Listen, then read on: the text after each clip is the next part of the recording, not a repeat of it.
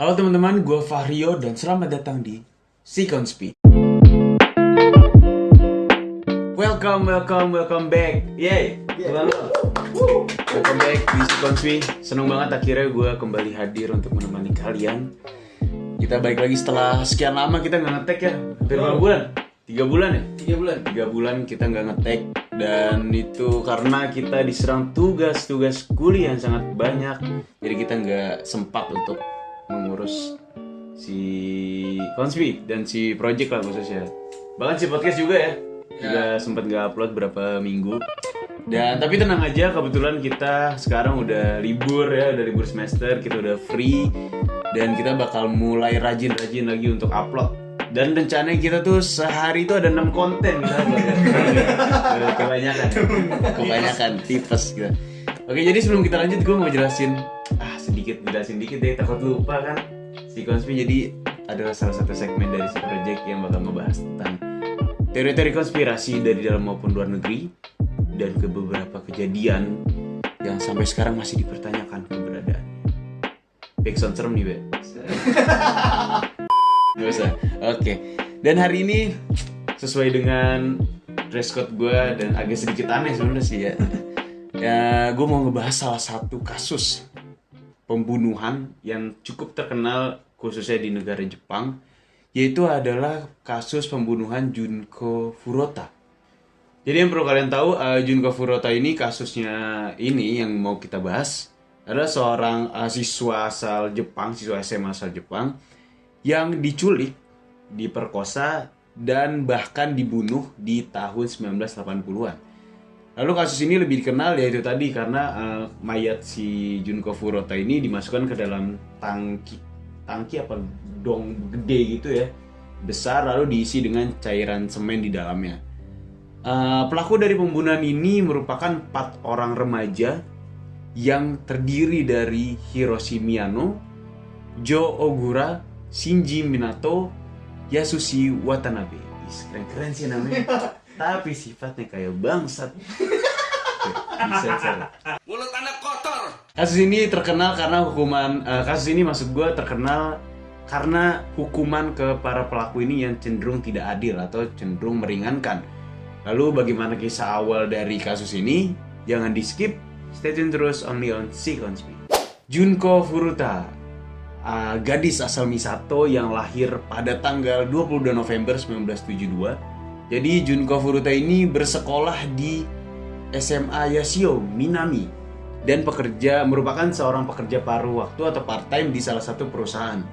Lalu menurut beberapa sumber yang gue baca, kalau Junko Furuta ini cukup terkenal di sekolahnya. Jadi dia bisa dibilang sebagai gadis populer di sekolahnya, terkenal karena memiliki paras yang cantik, terus humble, nggak sombong, pinter, pokoknya punya banyak teman lah. Lalu keceriaan si Junko Furuta ini mulai memudar ketika ada seorang yang bernama Hiroshi Miyano. Yaitu Hiroshi Miyano ini terkenal sebagai seorang tukang muli, pemabuk, pemerkosa, narkoba, kriminal nih, bangsat nih orang apa setan. Astagfirullah. Ya, jadi pokoknya Hiroshi Miyano ini terkenal sebagai bad boy lah di sekolahnya. Jadi terkenal sebagai bad boy, tukang bully dan segala macam hal-hal negatif itu ada di diri dia. Sampai pada akhirnya Miyano ini terkesima dengan kecantikan dari si Junko Furuta dan dengan power yang ada nih, dia karena terkenal ini lah bad boy, dia kayak pede, gue pengen nembak nih si Junko Furuta ini. Akhirnya dia menyatakan perasaannya ke Junko Furuta. Dan tapi dengan latar belakang bad boy yang dia punya, Junko Furuta ini yang notabene gadis baik-baik, pinter, segala macam lah, positif, itu menolak pernyataan cinta dari Miyano ini. Dan sangat disayangkan penolakan ini berujung pada rasa malu dan marah besar Miyano terhadap si Junko Furuta. Singkat cerita, beberapa hari kemudian kehidupan bagian neraka yang dialami Junko Furuta ini mulai terlihat. Jadi malam hari pada pukul 8.30 di tanggal 25 November 1988, Furuta ini baru saja pulang dari kerjaannya, dia kan part time kan. Dia pulang menaiki sepeda, kayak biasa pulang, dan sayangnya pada saat itu temennya ini yang nembak ini Miyano dan temannya yang bernama Nobuhiro Minato itu sedang berkeliaran di daerah Misato. Biasalah anak-anak bad boy kan, anak bangor tuh berkeliaran, dan memang pada saat itu dari informasi yang gue dapet, si Miyano sama Minato ini emang berencana untuk merampok dan memperkosa wanita lokal yang ada di situ. Dan lalu tak berselang lama, kebetulan banget si Futura ini lewat pulang dari kerjaannya ini. Melihat Futura seorang diri naik sepeda, muncullah niat jahat dari seorang Miyano. Jadi dia kayak wah ini si Furuta ini Furuta lagi lewat gimana kalau misalnya. Jadi dia buat skenario buruk, dimana salah satu skenarionya adalah dia ini nge-briefing si temennya ini, si Minato. Jadi dia nge-briefingnya kira-kira kayak gini. Jadi Minato itu disuruh nendang sepedanya si Futura pada saat lewat. Jadi setelah ditendang, si Miyano ini datang seolah-olah bak pahlawan, datang lalu menawarkan bantuan. Dan benar saja skenario itu terjadi. Si Minato ini nendang sepedanya si Junko Futura lalu jatuh, dan si Miyano ini datang dan mengusir si Minato ini. Seakan-akan pahlawan lah. Akhirnya dibantuin, lalu ditawarkan untuk dianterin pulang si Junko Furuta ini, ditawarin pulang. Karena mungkin terkesima akan kebaikan si ini ya, si siapa Miyano, akhirnya dia kan lah, oke deh, lu anterin gue balik. Oke, akhirnya mereka balik. Tapi ternyata Futura ini justru diarahkan ke sebuah bangunan gudang bekas. Pokoknya bangunan kosong lah. Dan di Miyano ini setelah di sana, dia mulai mengancam dan mengintimidasi seorang Futura. Jadi, oh ya buat informasi kalian, jadi si Miyano ini ternyata mempunyai latar belakang backingan tuh Yakuza. Jadi yang kalian tahu Yakuza itu cukup inilah ya, cukup berbahaya di negara Jepang, cukup terkenal lah gangster itu. Jadi dia mengintimidasi Futura dengan latar belakang kalau dia tuh punya backingan Yakuza, dan otomatis si Futura ini ciut dong kayak anjrit, kayak ya udahlah, oke lah gue ikut aja apa mau lu. Dan akhirnya si Miyano ini membawa Futura ke sebuah hotel, lalu menghubungi dua orang temannya, yaitu Jo Ogura dan Yasushi Watanabe. Lalu di hotel tersebut terjadilah hal-hal yang tidak diinginkan. Jadi informasi yang gue dapet kalau si Futura ini digilir, maksudnya dihabisin lah, diperkosa sama 3 orang ini. Lalu setelah diperkosa, mereka membawa Futura ini ke rumah orang tua Minato di distrik Ayase Adachi. Jadi jadi setelah dibawa ke rumah orang tua dari Minato, mereka kembali mengancam Futura. Jadi para lelaki itu mengatakan pada Futura kalau mereka tuh tahu sebenarnya tempat tinggal dari si Junko Futura. Kenapa kayak gitu? Karena kalau si Futura ini macem-macem, dia bakal bisa nyuruh anggota gangster Yakuza untuk menghabisi keluarganya. Dengan notabene dia udah tahu nih, si laki-laki ini tahu alamat rumah dari Junko Furuta. Dan mereka ini tahu dari buku catatan. Kan kalau zaman dulu buku not dikasih alamat kan ya, nama lengkap, alamat dan segala macam. Ya gitulah, dia jadi mengancam lu kalau misalkan bocor, maksudnya lu macam-macam, keluarga lu bisa gue bunuh. Begitu kata para lelaki ini. Jadi pada tanggal 27 November, akhirnya orang tua si Junko ini melapor ke kepolisian. Melapor kasus ya kehilangan orang lah gitu. Kayak dia ngelapor nih anak saya hilang dari tanggal sekian ke tanggal sekian, nggak pulang-pulang gitu. Dan tak lama berselang kemudian, orang tuanya ini mendapatkan telepon dari si Junko Futura ini. Dia menerima telepon, justru keadaannya aneh gitu. Jadi si Junko Futura ini meminta kepada orang tuanya untuk nggak lapor polisi karena dia saat ini lagi pergi bersama teman-temannya. Jadi itu dia kayak alibinya kabur lah, aku mau pergi sama teman-teman.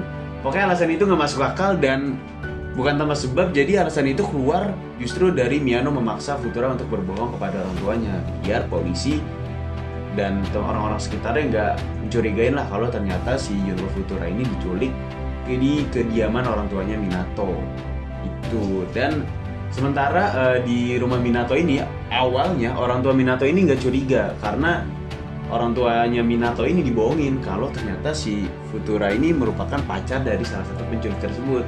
Jadi orang tuanya itu kayak oh yaudahlah mereka pacaran, biarin aja main atau gimana. Dan makin kesini dia makin curiga. Keluarga dari Minato ini curiga kalau ternyata tuh emang ini nggak beres nih. Maksudnya si cewek ini dengan posisi sendiri, dengan waktu yang cukup lama, itu menetap di kediamannya mereka. Dan akhirnya mereka ini, keluarga Minato ini memilih untuk diam.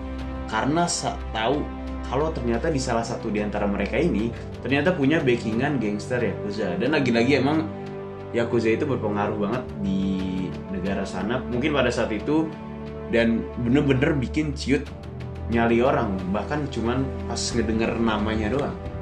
Jadi dia memutuskan untuk diem, yaudah deh kita cari aman aja karena ini berurusan sama Yakuza. Mulailah pada saat itu beberapa penyiksaan yang diterima oleh Junko Furuta itu dimulai. Mulai dari diperkosa bergilir sebanyak 400 kali dari informasi yang gue dapet, terus dipukulin, dan mereka juga turut mengundang teman lainnya untuk ikut dalam penyiksaan Junko Futura. Jadi kayak informasi yang gue dapet itu sekitar ada 100 orang diundang ke rumahnya cuma buat ikut perkosa si Junko Futura ini. Dan selama 44 hari menjelang kematiannya ada beberapa singkat mengenai apa saja yang dia alami.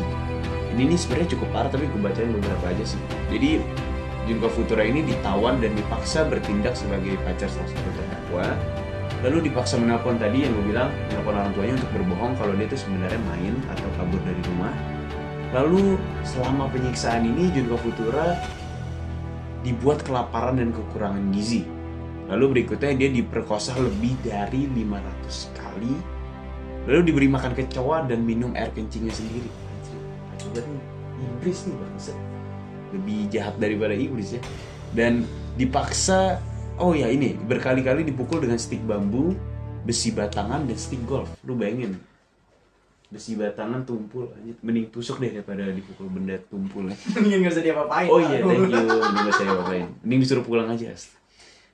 Lalu dipaksa masturbasi dan telanjang di hadapan banyak orang. Lalu disulut dengan korek api dan kendang api dinyalakan di telinga, mulut, serta di bagian inti. Wah ini kacau sih anjing. Lalu tangan, oh ini yang lebih parah nih. Jadi tangannya diikat di langit-langit. Kayak gini diikat ke langit-langit lah. Terus badannya dipukuli layaknya samsak. Anjir. Ribet ya. Cuman perkara ditolak doang cintanya. Kacau. Dan berikutnya adalah cairan bahan bakar itu disiram ke kakinya kemudian dibakar. Anjir. Lalu di bulan Desember, kebetulan kan November, bulan Desember itu udah masuk musim dingin. Junko Futura ini dipaksa untuk tidur di luar, di balkon, dalam keadaan dinginan, kekurangan gizi, luka-luka yang sangat banyak. Lalu sempat dibawa masuk ke rumah, tapi disuruh tidur di dalam freezer. Nah ini otaknya kemana? Tolong. Ya Allah. Assalamualaikum. Dan pokoknya banyak lagi kesakitan yang dia alami.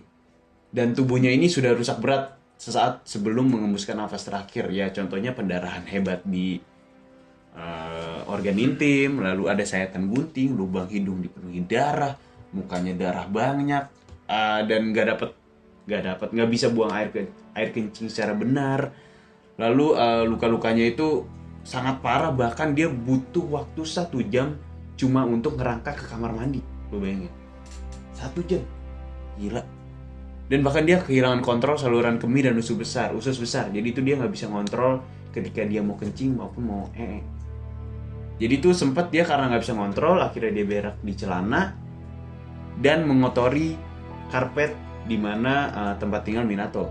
Jadi si para lelaki ini setelah tahu, wah ini orang berak di celana, tau nggak lo diapain? Digebukin lagi. Nah itulah parahnya, astagfirullahaladzim. Pokoknya banyak lah kondisi fisik Junko Futura yang sangat amat memprihatinkan. Dan yang uniknya informasi gue dapat adalah seharusnya Futura ini bisa diselamatkan karena Nobuhara Minato ini, si Minato ini memiliki seorang saudara laki-laki atau adik laki-laki lah. Jadi saudara laki-lakinya ini kayak udah sempat ngingetin ke mereka, ke laki-laki ini, lu jangan macem-macem nih, orang bisa mati. Tapi ya mungkin karena udah ketuk pikiran jahat ya, para laki ini, 4 orang ini bodo amatin lah peringatan dari adik laki-lakinya si Minato ini. Dan bahkan orang tuanya itu nggak mau ikut campur ya. Lagi-lagi yang tadi gue bilang, keterlibatan Yakuza di dalam ini membuat beberapa orang memilih untuk diam dan menjaga reputasi dia lah di mata masyarakat. Terus terus sebenarnya polisi ini pernah dikontak sebanyak 2 kali. Jadi yang pertama itu oleh Kochi Ihara. Jadi Kochi Ihara ini adalah salah satu teman yang diundang si 4 laki-laki ini untuk menghabisi si Junba Futura. Si Kochi Ihara ini pulang ke rumahnya. Setelah dia pulang, dia ceritalah ke adeknya lagi. Dia cerita ke adeknya, kalau gue nih habis gini-gini, teman-teman gue habis ngelakuin ini.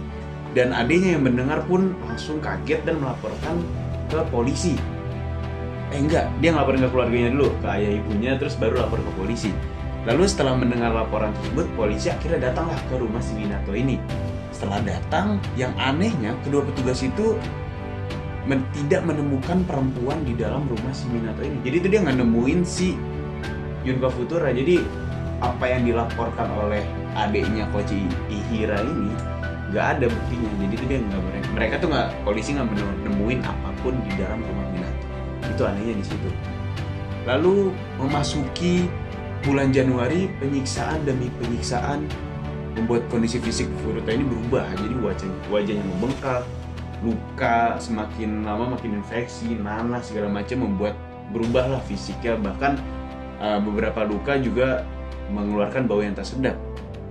Hal ini membuat para pelaku ini kehilangan nafsu bejatnya. Jadi itu yang tadinya dia rada memperkosa ya.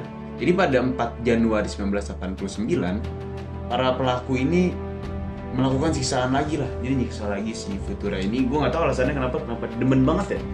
Dia ngabisin lagi, maksudnya udah sekarat, dia habisin lagi. Mereka memukuli Furuta dengan barbel, lalu menendang dan meninju, dan meletakkan 2 lilin pendek di kelopak matanya. 2 lilin pendek di kelopak mata. Bukan pedesan, buta aja. Coba deh. Dan akhirnya mereka membakar dengan lilin panas, ya matanya dibakar gitu. Terus mereka memukulinya lagi dan akhirnya menuangkan cairan ke paha, lengan, wajah, dan perutnya, dan sekaligus membakar. Jadi itu dia bakarnya bukan nanggung, kayak setengah-setengah gitu. Jadi dia ngebuat si Junba Furuta ini tersiksa. Ini, oh iya tadi udah gue kasih tau belum ya umurnya. Jadi tuh para pelakunya ini umurnya tuh masih di bawah 20 tahun. Masih 16, 17. Anjing, gila gak tuh? Kacau. Jadi setelah membakarnya, akhirnya dibakar lah, si Junba Furuta ini dibakar. Sempat melakukan responsif untuk memadamkan api, kayak gerakan mau madamin, tapi lama-kelamaan tubuhnya tuh melemah dan udah gak gerak. Akhirnya bisa dibilang Furuta ini dinyatakan meninggal dunia setelah serangan selama 2 jam itu berlangsung pada hari itu. Melihat dengan kondisi Junba Futura ini meninggal dan takut tertangkap polisi takut tertangkap polisi, para pelaku kemudian membungkus tubuh Furuta dengan selimut dan menempatkannya dalam drum bervolume 208 liter, lalu mengisinya dengan semen basah. Dicor. Lalu pada pukul 8 mereka membawa drum tersebut ke daerah bernama Koto di Tokyo, kemudian membuangnya ke dalam truk semen. Udah di semen dibuang ke truk semen. Anda kok ketawa? Oh ya, sorry. Ini aneh banget aja. Buat para pelaku, Anda akan disiksa di neraka. Taubat Anda tidak diterima. Anda berdosa. Gue gak kuat dikit, katanya gue tapi bohong. Oke, kita lanjut. Jadi singkat cerita, beberapa pelaku ini akhirnya ditangkap di akhir Januari pada tahun 1989. Tapi sebenarnya mereka ini ditangkap bukan karena kasus si Junko ini. Mereka ditangkap karena kedapatan memperkosa seorang wanita. Jadi setelah ditangkap, akhirnya mereka mengakuilah kejahatan-kejahatan sebelumnya yang telah mereka perbuat. Salah satunya yaitu penyiksaan, pembunuhan, pemerkosaan terhadap Junko Furuta. Dan akhirnya keseretlah beberapa pelaku lain, nama-namanya mulai muncul. Anjir nih kalau di tahun sekarang udah pasal berlapis parah nih. Perkosa, bunuh, nyiksa. Dan pada akhirnya drum berisi tubuh Furuta ini, Futura ditemukan keesokan harinya setelah penangkapan, yaitu pada tanggal 30 Maret 1989. Gak cuma sampai di situ, kontroversi kasus ini terus berlanjut ketika masuk ke proses pengadilan. Jadi keempat remaja itu mengaku bersalah melakui korban yang menyebabkan kematian. Jadi bukannya pembunuhan ya, jadi mereka malah melakukan kekerasan yang menyebabkan kematian. Sebenarnya sama aja sih, aneh. Jadi pengadilan merahasiakan identitas keempatnya karena mereka masih di bawah umur saat kejahatan tersebut dilakukan. Namun beberapa masyarakat dan bahkan jurnalis berhasil mengungkap identitas mereka dan mempublikasikan nama mereka, meyakini bahwa mereka itu nggak pantas mendapatkan notabene anonimus lah. Jadi dirahasiakan tuh nggak pantas, sebaiknya dipublikasi aja lah nama-namanya. Keempat pelaku ini masing-masing dilindungi oleh hukuman di bawah umur. Jadi hukuman yang dikhususkan untuk kejahatan di bawah umur lah, karena di bawah 20 tahun sih jatuhnya.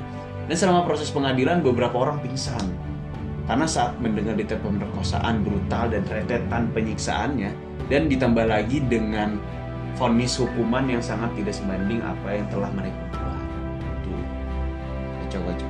Dan beberapa pihak juga meyakini bahwa ada ikut serta geng Yakuza dalam menentukan berapa lama para pelaku ini akan ditahan. Oh ya, karena si Junko Furuta ini mempunyai masa depan yang bisa dibilang masa depan yang cerah lah, dengan latar belakang pendidikan yang baik, keluarga yang baik-baik, orang yang juga humble, punya banyak teman. Tapi sangat disayangkan takdir berkata lain, dia harus memegang nyawa di tangan 4 para lelaki bejat.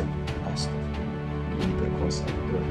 Dan mungkin buat teman-teman di sana, sebenarnya ini bukan konspirasi sih ya. Fakta ini lebih ke kasus kriminal. Mungkin teman-teman di sana ada teori-teori baru atau fakta-fakta terbaru dengan kasus si Junko Furuta ini, bisa banget komen di bawah. Dan buat teman-teman di sana khususnya perempuan ya, semoga jadi jaga diri. Bukan jaga diri sebenarnya, sudah jaga diri emang orang-orang bangsa ada. Lebih ini sih diberi keselamatan, perlindungan ya, kita juga pokoknya dijauhkan lah dari hal-hal kayak gitu, karena ngeri sih, apalagi sampai disiksa serinci kayak gini, sampai ada hal-hal yang seharusnya kayak kayak nggak perlu lah kayak gini-gini. Bahkan gue yakin sih beberapa orang jahat juga nggak bakal tega sih ngelakuin hal-hal kayak gini. Kacau-kacau. Sedih. Jangan sedih. Dingin. Kering mata, itulah tadi kasus pembahasan singkat tentang pembunuhan dari Junko Furuta. Semoga arwah beliau ya diterima dan sudah tenang lah, karena beberapa pelakunya juga mudah-mudahan diberi balasan di akhirat. Tenang aja, oke? Seperti biasa, kita sudah di ujung video kan. Buat teman-teman yang ingin request topik pembahasan di channel si Konspi, bisa banget komen di bawah. Dan seperti biasa, jika kalian suka video ini, jangan lupa like. Jika kalian lebih suka banget video ini, jangan lupa share ke teman-teman kalian buat ikut juga nonton si Konspi ini. Dan seperti biasa, jangan lupa subscribe channel si Project dan nyalakan loncengnya biar kalian tahu tentang updatean terbaru dari channel si Project.